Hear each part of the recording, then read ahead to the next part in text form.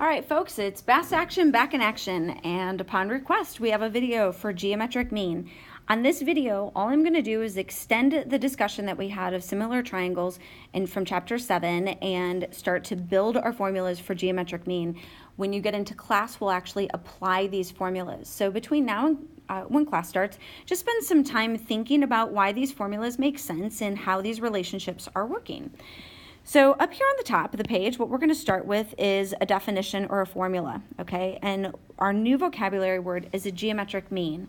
Now, there's a tendency when we're talking about geometric mean to think that we're talking about like an average because we hear that word mean, but that's not actually what it's talking about. Let's take a look at this proportion that I have here, and then I'll explain where that phrase geometric mean comes from. A geometric mean is this formula where we have this a over x equals x over b. And most in particular that I want to draw your attention to is the fact that those values are the same, okay? That position in a proportion is called the means. And there was a question in your homework in Chapter 7 where it asked you about the means and the extremes of a proportion. And although I'm not typically going to test you on that, this is really what it was guiding you towards, is the fact that the A and the B are in what are called the extremes, and these two spots right here where we have the X's are called the means. And when those values match, so in this case when it's an X and an X, or if it were a 5 and a 5, what we would say is that whatever value or variable is in that position, we would say that is the geometric mean. So to fill in our blank here, what we're saying is that in this proportion, X is the geometric mean for that proportion. And we would specifically say that X is the geometric mean between A and B. And we'll talk in class about how to solve some things with that algebraically. Now, what we looked at in the last chapter is that when we have a very particular shape, what we will find is that we can find a geometric mean in a geometric picture, hence the name. So specifically what we're going to be looking for is when we have a right triangle and we have the altitude drawn in from the right angle. Now it's important to remember that every right triangle, or every triangle really, has 3 altitudes in it, but specifically the legs are also altitude, so that can get a little confusing here. So I'm going to talk about some very specific language when we get to the bottom of this page. Now, what we're going to find is that when we have this right triangle and the altitude drawn in from that right angle, that both the altitude and the legs are going to behave like geometric means. Okay, so the altitude and the legs in the big triangle, because there's actually going to be 3 triangles going on here, and our big triangle will be geometric means. Now, we're specifically only going to use this if we cannot do the Pythagorean theorem. So if doing the Pythagorean theorem isn't an option, and we have our requirements, we'll do this. We're also going to learn about what we're going to call special right triangles. Okay. And we would always want to look for a special triangle first. So first we would look for a special triangle, then we would also look for our Pythagorean theorem. If those don't work, then we could start to consider the fact of, hey, do I have a right triangle and do I have an altitude? And it's very important that we're talking about an altitude and not any of the other special segments. Can't be an angle bisector, can't just be a perpendicular bisector. It specifically has to be an altitude. All right, so let's take a look down here at the bottom, and much of this is going to look familiar from what we did in class. So in class, what we did is we identified the similar triangles that were similar to triangle HUG, okay? And what we did in class was we drew in this right angle here. We extended this. We'll do it on the bottom one here in a moment. And what I did is I had you color some dots here.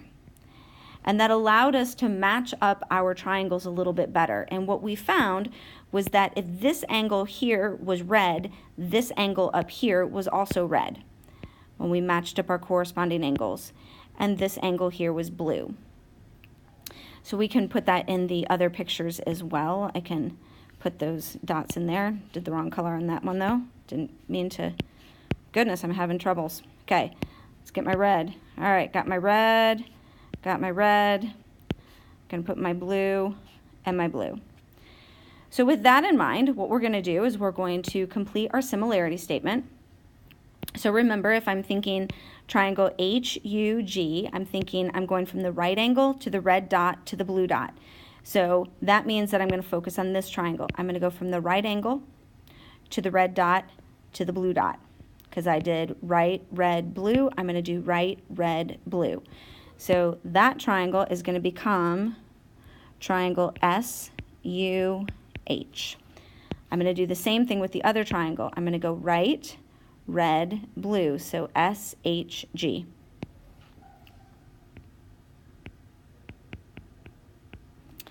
Now, just like I had in the other chapter, I've set you up with some basic proportions. So what we want to do first is identify what triangles are these proportions looking at. Now, if I look at this first proportion, I see that segment US, looking up here, segment US appears in this triangle, triangle SUH. So I'm going to go ahead and write that, triangle SUH, and segment UG appears in the big triangle, and that's the only one. So I'm going to write that triangle name, triangle HUG. And now I can finish up the proportion. I can see that US corresponds with HU. And I can see that UG corresponds with UH. And in the last chapter, this kind of threw some people off, the fact that those were the same. But that's exactly what we want to see happen, because that means that UH is a geometric mean between US and UG. So let's go ahead and actually just color these segments here. Let's find these segments in our picture. So I'm going to find segment US. I'm going to find segment UH. And I'm going to find segment UG.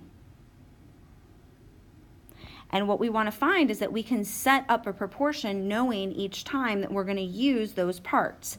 So what we're going to say in more general terms is we're going to identify the fact that we have a leg in the big triangle, and that leg is the geometric mean. So I'm going to put that leg in the geometric mean spot. And then I'm going to notice that I have part of the hypotenuse. Specifically, I have the part that's touching the leg. So I'm going to call that the touching part.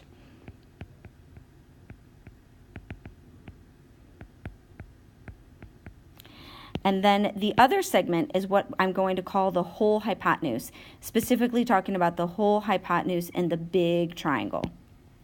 So I'm going to call it whole hypotenuse. So what we want to understand is that the leg in this figure is a geometric mean, specifically between those two parts. Now, let's mix it up a little bit. Let's look at the next one. Let's find our triangles first. Segment SG is going to come from this last triangle. So triangle SHG, getting a little tongue-tied. UG, just like before, came from triangle HUG. We can complete the proportion just like we did before, matching up the corresponding parts. So I've got SG is going to correspond with HG, and UG is going to also correspond, just following those parts, UG is going to correspond with HG.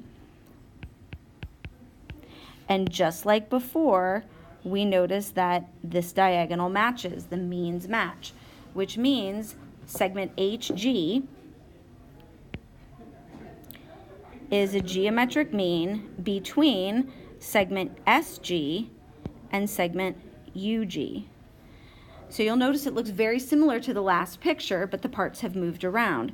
So again, the leg is a geometric mean, but again, it's between the touching part, so it's that part of the hypotenuse that touches, between the touching part and the whole hypotenuse again. Okay? Now, let's look at our bottom one here. So I've got one more for us to look at. And this time we're going to match up our triangles again. So using our proportion, we can match up our triangles, and we're going to find this time that the triangles are triangle SUH. Oops, didn't mean to do it that way, sorry. Little mistake. SUH and triangle SHG. It's the two small triangles. So now we're not looking at the big triangle anymore. Matching those up, we've got US corresponds with SH. And I have SG is going to correspond with SH. And once again, on the diagonal, they match just like we wanted it.